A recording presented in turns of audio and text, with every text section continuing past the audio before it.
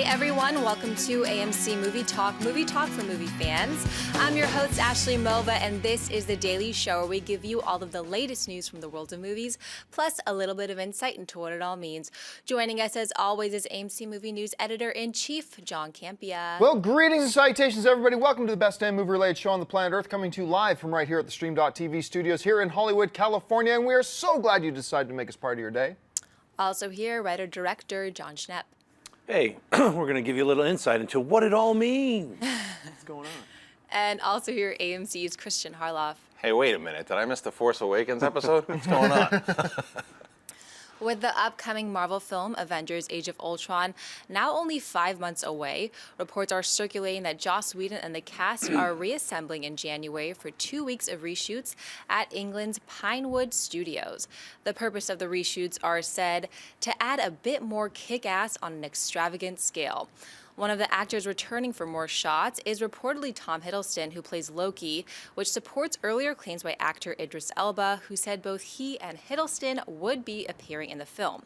John, should fans be worried about these reported reshoots? Yes. No. This sounds pretty standard, actually. This is what this sounds like to me. This isn't a case like, say, World War Z, where you could tell that they completely hated the movie as it was coming together, and they said, we just need to scrap this whole thing, and unscheduled, wait 3 months, pull the entire crew back together, and just redo the entire 2/3 of the movie. This is different from that.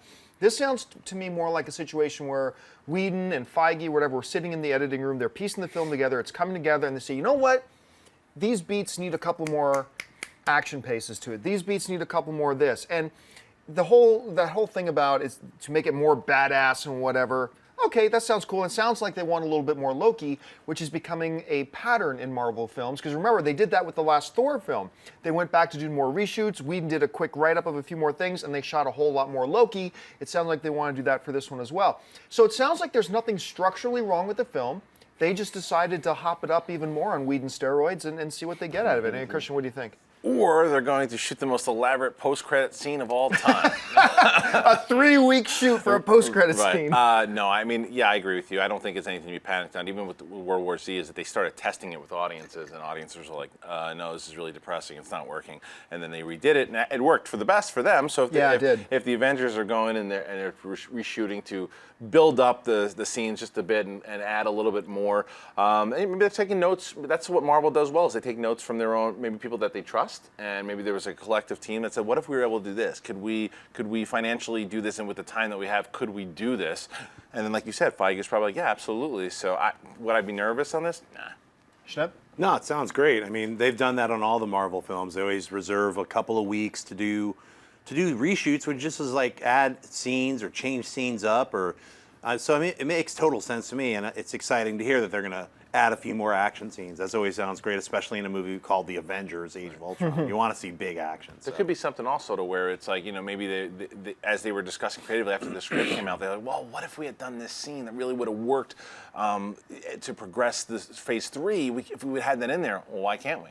Let's go in there. Let's shoot it if it really works. It's probably not the case, but it's a possibility that if there was something in the big grand scale that, if we added Loki in this particular scene, that could play into Ragnarok. That could play into this, that they just thought about. It's a possibility. Well, and herein lies the benefit of being Marvel, right? Like, some studios can do this, but not many filmmakers can do this. Not a lot of filmmakers have the luxury of just saying, let's pay for all this stuff, get all this cast and crew together, let's make this film, and then wrap it. And then in the editing process, we decide, hey, we want to touch this up. We have the money and the resources and the finances to pull them all back together again and do it. That is a luxury not a lot of filmmakers, even some of the bigger studios won't allow that for a lot of their films. It's like you got this amount of time to shoot your film, and then you got to wrap, and now it's got to go into post. And Marvel's got that flexibility. Kevin Feige can do pretty much whatever he wants at this point. And if all they're doing at this point is saying, yeah, we like what we got, but we think we can elevate it even more, then that's awesome. Good stuff. They could be adding a Claw Black Panther action scene. Who knows? It might not just be Loki, right? It's like, whoa. All right, what's next? The nominees for the 42nd Annual Annie Awards have just been announced. The Annies are held by the International Animated Film Society, recognizing the year's best in the field of animation. The nominees for Best Animated Feature Film are Big Hero 6, The Lego Movie, How to Train Your Dragon 2, The Box Trolls, Book of Life, Cheatin', Song of the Sea, and The Tale of the Princess Kaguya. Christian, what do you think of the nominee list, and who do you think should win? I think those are all the animated films that came out this year. No, I haven't seen the last two, so I really can't speak on them. And I'm sure that some people that they saw probably loved it. I don't know. I didn't see them, but it's funny. The ones that I did see, they all deserve to be nominated there. And I think that I know that I'm probably going to be the minority at the table here. I love Lego Movie. That I love for sure, and I think it's going to come in a close second to me. How to Train Your Dragon 2 just blew me away. I loved it, and I know, and I'm still bummed that it didn't do even better than it did. I thought it was a great, great movie. Everything about it, the tone in general. I'd like to see it win. It won't. I think either Lego Movie or Big Hero 6 will win, but the one I want to win is How to Train Your Dragon. Yeah, I'm like you. I only saw the major release films, so I didn't see Princess Kaguya, I didn't see Song of the Sea, and I didn't see Cheatin', but I did see all the rest of them. Notable by their absence, other 2014 animated films that did not get nominated were Peabody and Herman, Sherman and Peabody, I mean. Rio 2, Planes, Fire and Rescue, The Nut Job, and The Penguins of Madagascar. So a bunch of animated films that did not. I'm with you. I'm torn. I love the Lego Movie so much, and I saw it more times in theater than I should admit. To me, but then you got Big Hero 6, right? Which I think Lego had more laughs. Big Hero 6 elevates itself, though, because it had actual real emotion, drama in it, and stuff like that. Things that Lego Movie only used in a joking manner. But then there's How to Train Your Dragon 2, which is almost a perfect sequel. I mean, as a sequel, it elevates itself above the original, which is very, very hard for any film, animated or not, to do. I'm going to lean to Big Hero 6. But my vision might be skewed. You think it's going to win? I think it'll win, and I want it to, I think I want it to win. But I could just be, my judgment might be a little bit clouded because it is the most recent one that I saw. I got to watch How to Train Your Dragon 2 again. I only saw it twice. I saw a Lego Movie enough times. I don't need to see it like a 13th or 14th time. But I think it's going to be Big Hero 6, and I think that's the one I want to win too. Look, let's put it this way. Lego, Big Hero 6, or How to Train Your Dragon 2 win, no complaints from me on any of them. Anyway, Schnepp, what do you think? Well, Box Trolls is the one that just escaped me. Oh, and I never had Box Trolls. I love that movie. I didn't get a chance to see it, so I'm hoping I can see it soon. But Big Hero 6 for me is the one that I would pick to win. I really enjoyed Lego Movie. A lot of the other ones, not so much. So to me, it's been between both of those, and I just really like the emotionality to Big Hero 6. You know, it really hit me. So, I mean, it's a great story. I'll admit the villain of Big Hero 6 is the weakest part. Well, yeah. There's some weak parts of the movie. But you can say the villain. Yeah, we all agreed on that, right? So yeah, I think going in there and seeing it as like a full feature film from beginning, middle to end. There's some weak parts, and the weak part is the villain. But everything else works so well that it's almost it's forgivable, like the weakest part of the film. So because all the characters are so great. So I would go with Big Hero 6. Hey, Ashley, out of all the animated films you've seen this year, which one would you say should win Best Animated Film? Such a toughie. I love the Lego Movie, even though it was a while ago. But it just struck a chord with me. I love the Lego. Movie. It was a Valentine's release, wasn't it? February. Yeah. All right, folks. Well, we've reached that part of the show for buy or sell. Here's how this works. In front of her, Ashley's got a few other items in the world of movie news. She's going to run them down. Then those of us at the table are simply going to say whether we buy it or sell it. So, Ashley, what do we got?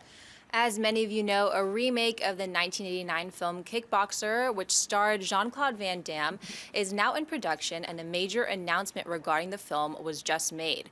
International martial arts superstar Tony Jaa has dropped out of the film and has been replaced by none other than Jean-Claude Van Damme himself. Van Damme will play Master Chow, who trains and mentors the hero of the film, who is on a quest to avenge the death of his brother. Schnepp, buy or sell the addition of Jean-Claude Van Damme to the cast of Kickboxer? I buy it as long as it's a shot-for-shot remake of the original Kickboxer, done just like Psycho, but just with Van Damme 25, 30 years older. But shot-for-shot, I buy it. No, I'm going to buy it anyway, just because that sounds ridiculous. I mean, I can't. I'm wordless. I'm buying it though. That they got Jean-Claude Van Damme to be back in a Kickboxer remake is so meta and strange. It's so It's just meta. weird. Christian? Oh yeah, I buy it. Kickboxer is one of my favorite '80s movies of all time. It's great. I love it. It's so bad, it's great. And yeah, to have him go back, I admit they should probably. His character's name is Wong? It's probably change that. Because he doesn't. I think the bad Chow. guys. No, Chow. It's Chow. Chow. His Yeah. last is Chow. I would think that he should change his name, but I think that for him being the guy that's training, because I know the movie so well, I've seen it probably as many times as you've seen Lego Movie. But I'd like to see how they play it for sure. I want to see who's going to play Tong Po, who we got there in the glass. Put the glass. Well, I think we know. I think I've got a pretty good guess who's going to play Tong Po. you? I think it's going to be Dave Bautista. Oh, is that what they? Is that Yeah, what they said? I think no, they're not saying that's who Oh, he's but you're playing, just- but if Dave you were to Bautista guess. is in the film. Okay. So Oh, my well, guess then would be yes. yeah. You got to do the tape The- hands the in the glass. glue in the glass. You have to. Got You to. have to. And you got to make it a rated R film. Don't make it PG-13. That movie was not made for PG-13. It's brutal. It's in the. I will be upset if it's PG-13. I got to buy it. This is now. Look, but I say buy it with the asterisk that I am devastatingly disappointed that Tony Jaa is not going to be in there. Yeah. Like Tony Jaa is a guy I've been waiting. I think a lot of us have been waiting for 7 or 8 years now to really have a big North American breakout. This guy is insane. Like we see all these Jackie Chan blooper reels about him doing his own stunts. Look, if he was to take off the crown and hand it off to the next generation, Tony Jaa is the guy who takes that crown. Yeah. And it would have been awesome to see it. But if he's got to back out for whatever reason, you're damn right you go as Jean-Claude Yeah. Van Damme. This is great. And it's going to be interesting to see who, like my favorite MMA fighter of all time is Georges St. Pierre. So it's going to be really interesting to see if Pierre is going to play like the older brother or stuff like that, the guy who gets killed, or I don't know. But I am getting more and more excited about this. That is guaranteed to be hokey and cheesy and probably bad in 1,000 ways, but I am still looking forward to Sign it. me up. All right, what's next? As many of you will remember, almost a year ago, actor Joseph Gordon-Levitt revealed that he was working on developing a big screen adaptation of the classic graphic novel series Sandman with WB. Levitt recently commented on the development of the project, saying the following: "Been doing a lot of work with David Goyer and Jack Thorne working on the screenplay. We've been doing our meetings at the DC office, which is a freaking rad place to work. Also just had a great conversation last week with David and Mr. Gaiman. Neil has been extremely big-hearted with me, and he's the one I want to please most." Writer David Goyer also commented on the development, saying the following: "I hesitate to definitively say when it might go before the cameras, but the one thing different between other iterations and ours is that Neil Gaiman has been in the room with us and is a vital part of the team. We have a draft Warner's is very happy with, and we're moving forward, knock on wood." John Byers held the sounds of Sandman at this point. I'm going to be the unpopular guy here, and I'm going to say I'm going to sell these things. Neil Gaiman is the wrong guy to try to suck up to. He really is. He's a little crazy, and I don't know that I want his or his influence over a live screen version. Look, I read Sandman like everybody else, and it's brilliant and it's awesome, but don't let him near the movies. Personally, I don't think. And this whole thing about Goyer and Joseph Gordon-Levitt, who I do trust the both of them, to say we need to go with him with this is kind of feels like they're trying to appeal to the hardcore fans of the comics themselves, but forgetting that they represent less than a fraction of the people who might end up actually going to go see this movie. So I don't see the advantages there either way. So I know this is going to put me totally in the minority, but I got to be honest, I sell it. Anyway, Christian. I'm going to buy it. I think that because I don't think that he's going to take overall control of the entire thing. I think to have his creative input there and to get a lot of his story points and to make him part of the creative team, I agree with you. It's absolutely to appease fans as well. But I also think it's to really. It's not just saying, okay, thanks, guy. Thanks for everything you did. We'll see you later. You put him in the room. It might be a little nuts, but maybe Goyer and Levitt are able to steer him in a way. Maybe they're not, but maybe they can steer him in a way that it helps creatively and gets what we loved about Sandman on the big screen. So I like the comments. I like the ideas. And I have a question for you guys, because I don't know. Is this part of the DC timeline? Does this play into What, their cinematic Yeah, universe? yeah. I don't know. I don't think it does. Okay. I have a feeling it doesn't. Okay. So I mean, overall, Don't know for a fact. Yeah, I'm just curious because I hadn't heard anything and it wasn't on that slate or whatever. So I buy the comments and I like the team, so I'm curious. I enthusiastically buy this. Why? I don't think Gaiman is nuts. I think he's a genius. I think he's an artistic genius, and to have him... And many geniuses ride that fine line between... I think right? having him part of the creative process of this particular series, Sandman, is incredibly important, and it's not because it's a comic book. We know that that's 1% of a 1% of the audience of movies. It's that the Sandman character was nothing before Neil Gaiman reinvigorated it and wrote this magical series, and then they capped it and ended it. So to have him a part of it, as well as Joseph Gordon-Levitt, who's also a super creative guy, he's producing it. We know he's probably going to play the Sandman. Yeah. And Don John, which was his first directorial effort, was so good. Yeah, I think so. I mean, I think it's a great thing to bring him in, and that he's part of the writing process. He's not, getting the credit of a screenplay writer, but he's, I'm sure he's on more than an advisory committee where they're like, look, here's our big story points. Here's where we bring in these guys. Here's where the serial killers come in. Here's where, where death comes in. Like, how do we bring this in? We have to condense, basically you have 75 issues with some newer ones or whatever, but you have to condense what are they going to cover? The first 6 issues, the first 12 issues? How are they breaking it down into what kind of a trilogy? I mean, it's a very, very thick and rich cosmos of that Sandman How universe. many of the siblings do you bring in? All Yeah, that kind it's of stuff.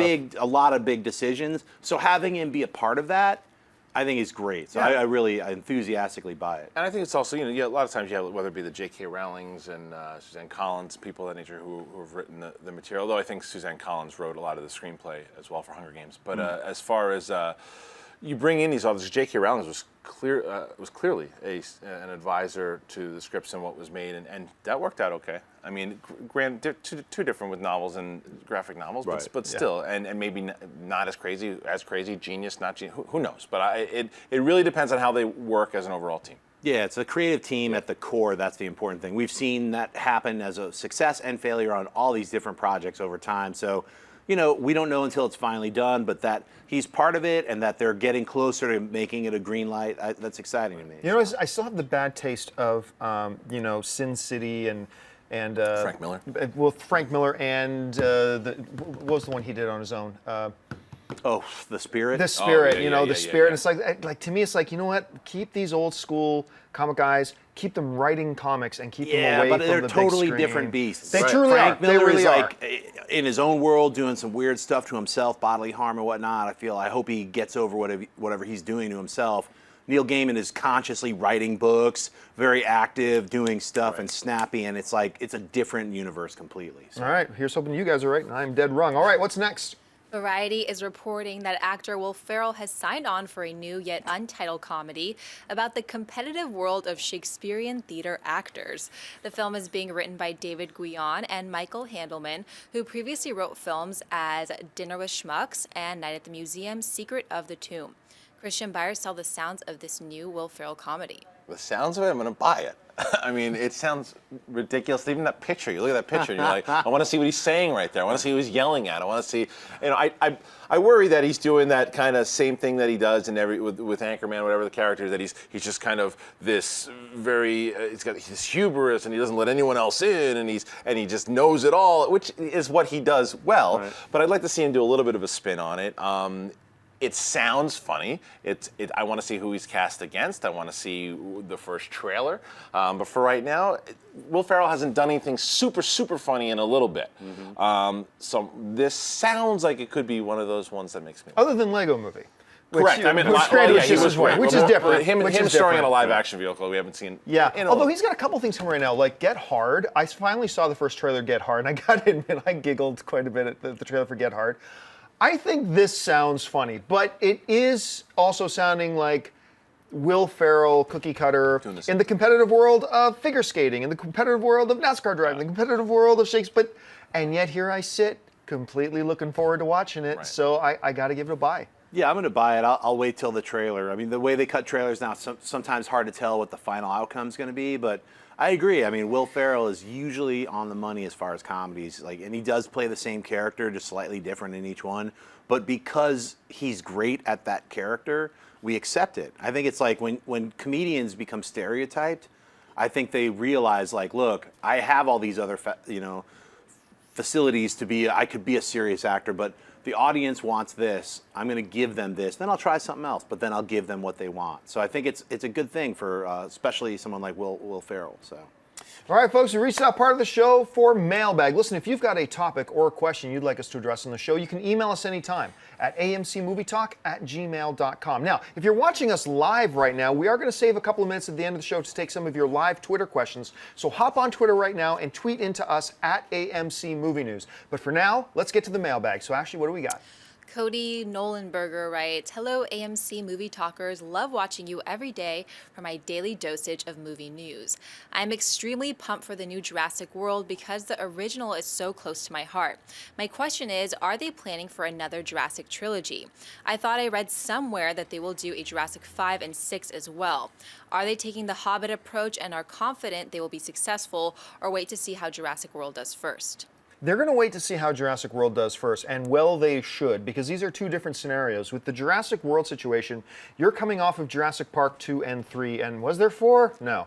You're coming off Jurassic Park 2 and 3, which is generally considered a big step down from the original Jurassic Park. Whereas the Hobbit films were coming off the Lord of the Rings, and the last one in that series just happened to set the record for 11 Oscars, including Best Picture and Best Everything Else in the World.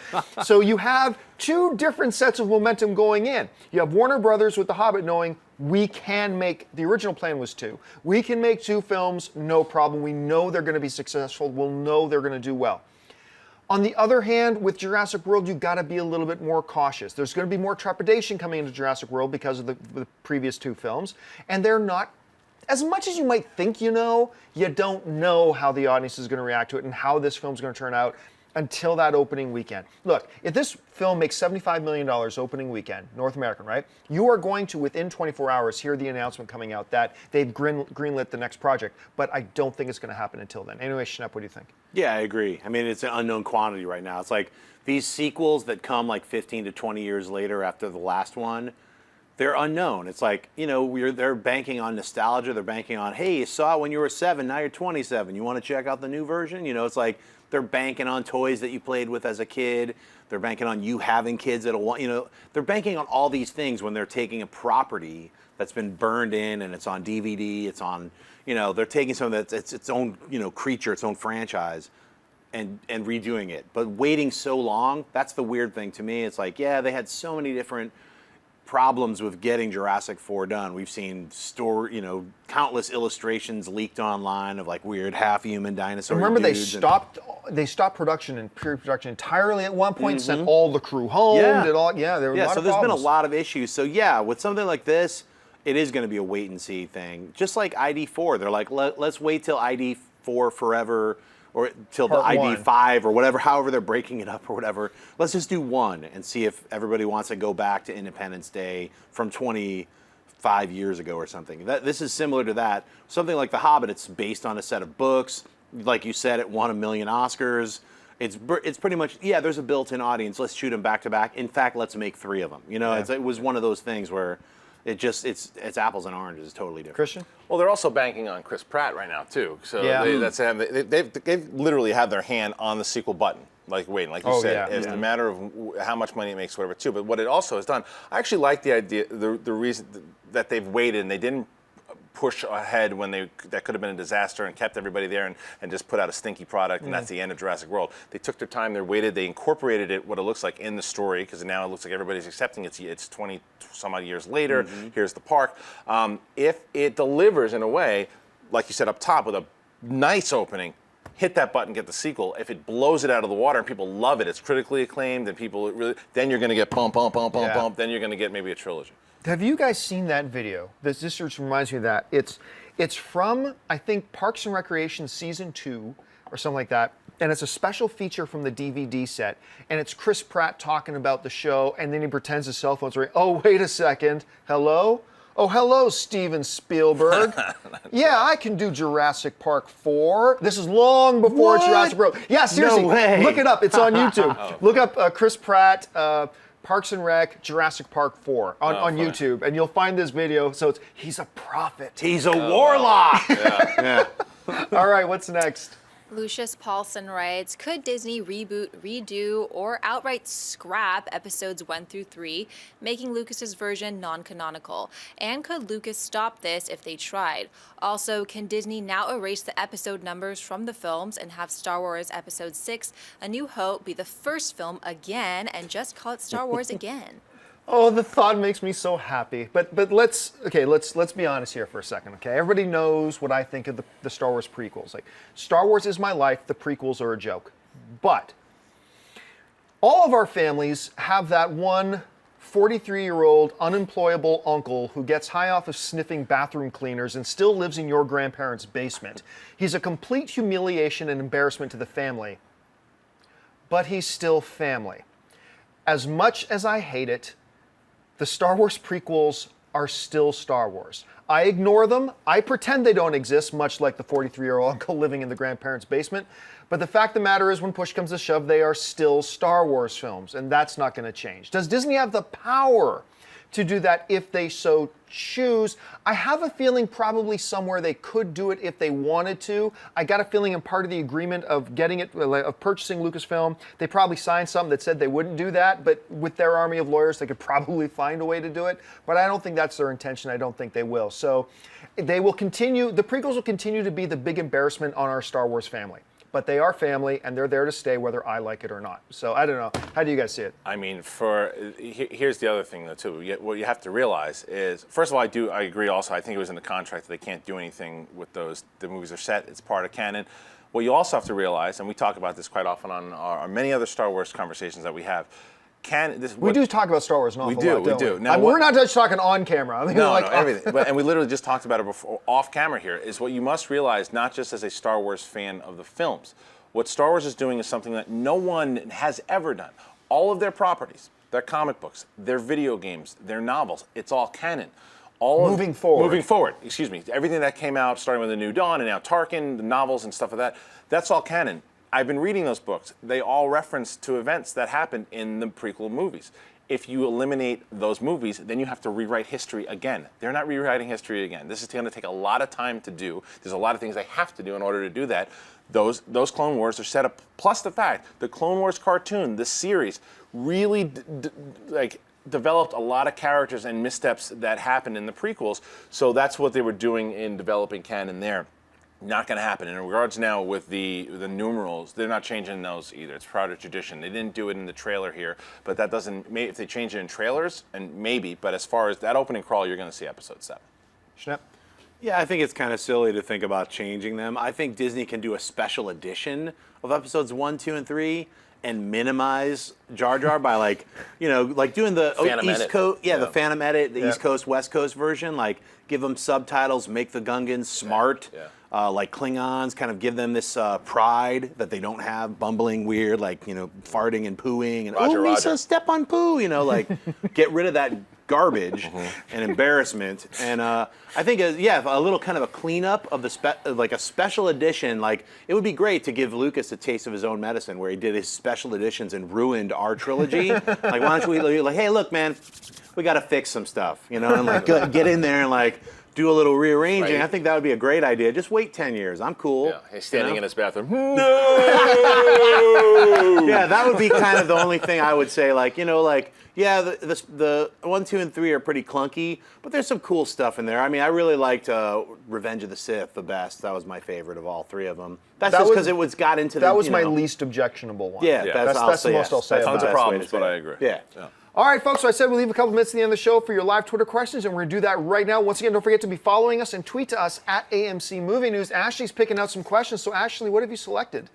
Pierce Dandridge writes, question, do actors get paid extra to do reshoots, and are they contractually obligated to do reshoots? I think it really all depends on the contract, I suppose. I think in a standard thing, look, you sign to do a thing, you get an outline about when the shooting's going to be, you work all that kind of stuff out. And then I think if you have to go back for anything extensive, you probably got to work out something with the production company. It's probably nothing too complicated or too convoluted. It's probably as straightforward as it sounds. I think it's the same. I think you're right. I think it's just a matter of knowing, like you said, what Marvel does. They know that there's a possibility they're going to reshoot. It's probably in it. Just you will have to be available at some point to do reshoots. If you book another movie or whatever it is, we'll work work around that, but we have Yeah. to make sure you're available for it. It's probably, I don't think they get paid extra. I think it's part of the Well, contract. it's probably in the contract, right? That, Yeah, if you okay, have to, you're you get signed some- on to do Captain America 4, 5, 6, and 7. And that's what your contract spans. But, you know, if you have to come back again outside of when we planned on shooting and do a couple of reshoots, we agree that you will be paid an extra, Yeah, you know, right, $50 an hour. Yeah, I don't know. they definitely get extra money. There's no way like anyone would be like, look, I'll come back as many times as you need me to, like, because you know they're scheduling all these other movies, so they have to be like, look, we have you for this, we have you for these little reshoots, and then if we have an additional like this, a bigger reshoot. I bet Tom Hiddleston wasn't planning on coming back and doing Loki. They're like, look, dude, we need you.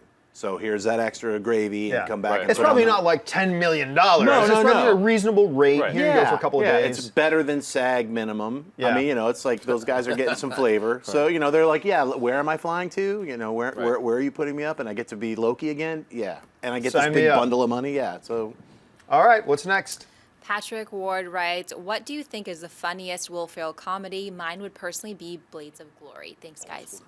I actually didn't like Blades of Glory myself, but I know a lot of my friends who really, really do. To me, it always comes down, he's got a lot of very funny ones. To me, it always comes down to two. And depending on the day you ask me, I give a different answer. The one is obviously Anchorman. That is just bleh, is so funny. But I think more times than not, I will actually lean towards Step Brothers. I can watch Step Brothers every day for a year straight and laugh my head off every single time. It wasn't tremendously received by critics. I still actually know some people that don't even like it. Fine. For whatever reason, for me, Step Brothers and their movie quality Chewbacca masks have me every single time. Schnepp, what about you? What's your favorite Ferrell film? Anchorman. Yeah. Yeah, hands down, Anchorman. And even though I saw the weird edition that they put out with like Chuck D from Public Enemy, like the extra, like here's the Anchorman that we didn't put in the movie. Oh, I didn't even see that one. Yeah, and it's pretty horrible. It's like the outtakes that they like assembled into a second movie. And I was like, I remember that came out. I was like, oh, that's kind of a bummer. It's just not really that funny. It's all the scenes that didn't make it into the film for a specific reason, and weird subplots and stuff that they had to cut out, which is normally what happens. They're like, you cut them out for a reason, but they put it together, and it was kind of fun to see all these people who had cameos that didn't make it into the movie, stuff like that. But that didn't diminish what Anchorman was for me, which was one of the funniest comedies I've ever seen. Christian, your favorite? Old School. I loved Old School. A lot of people love Old I School. love Old School. For me, and it was his first kind of movie that, I know he had done the Night of the Roxbury, I guess, movie as well, too, but that was the one that, from his transition to Saturday Night Live, that really made me go, oh, this guy is a comedy force, is Frank the Tank. And, you're crazy, man. You're crazy. That whole thing is out of control. And it also had Vince Vaughn kind of stepping back into the comedy and took them back into that route. So it's one that it's on TV, I just stop and I watch it. It's really funny. All right, let's take one more. Juan Vizala writes, what movie do you think has been most affected by not sticking to their source material? Love you guys. Oh, that's a great question. Most affected? Last Airbender? I mean, not effective. Yeah. No, it's... Last Airbender was very effective at not sticking, but I thought that was the initial question. That didn't stick to its source material, but was still really, really super effective. Well, I mean, there were 2 movies this year alone. I mean, when you're talking about Captain America: Winter Soldier and X-Men: Days of Future Past, and X-Men: Days of Future Past. Like, if you know the comic books, you know that, hey, there's the title and there's a couple of the characters. Yeah. Other than that, totally different thing. And those are 2 great examples. Let me think another minute about some older ones about that. Can you guys think of anything out the top of your head? No. Well, I mean, look, we could, like, if we're going to just talk about, like, superhero genre films, we could use Spider-Man 2 as an example. It's like, it's basically the character of Dr. Octopus. Sam Raimi's Spider-Man 2. Yeah, that's what I'm saying. Sam Raimi's Spider-Man 2, sorry. But it's like a totally different origin. Everything about the script is like, it's not from the comics. There's just the characters and the settings are from the comic books. Like, hey, there's Aunt May, she's in the comic. Peter's living with Aunt May. Or then the next year he's in college. But, it's sort of like they put the settings in there and then they just completely give it its filmic, cinematic twist. Yes, so. but will the Aunt May movies stay to the source material? I certainly hope they jump away from the source material. Hey, all right, folks, that'll do it for us for this installment of AMC Movie Talk. Thanks so much for joining us. Listen, don't forget, Lots of great movies playing at AMC Theaters right now. Head on over to www.amctheaters.com for all your theater, showtime, and of course your movie ticket information. If you want an audio-only version of this episode, look in the description of this video and you'll find a link to our podcast feed where you can listen to us on the way to work or at the gym or wherever suits your fancy. I want to thank the guys sitting at the table with me, of course, starting immediately to my right, Mr. Christian Harloff. Christian, where can people find you online? You can find me on Twitter at Christian Harloff, as well as Instagram, and I'm somewhere talking a full hour about Star Wars. You can find me there too. Sitting over there, Mr. John Schnepp. Schnepp, where can people find you? You can find me at Instagram and Twitter at John Schnepp, at TDOSLWH. And Sally Field, give me a call. And we're going to talk about, getting you in episode 1, 2, and 3, swinging around, just special edition style. We're going to insert you, Aunt May style. And of course, our lovely host today, Miss Ashley Mova. Ashley, where can people find you? Twitter, Instagram at Ashley Mova. Happy Tuesday, guys. And you can find me on all the various social media networks just at John Campia. Don't forget, guys, click the thumbs up button, subscribe to our YouTube channel. My name's John Campia for AMC Movie News, and until next time, bye-bye. Hey everyone, if you like this video, click that thumbs up button and make sure to subscribe to our AMC Movie News YouTube channel. It's free and helps you stay up to date with all the latest movie news, as well as our daily AMC Movie Talk show. Also, make sure that you follow us on Facebook and Twitter to stay up to date with all of our special promotions, contests, and prize giveaways.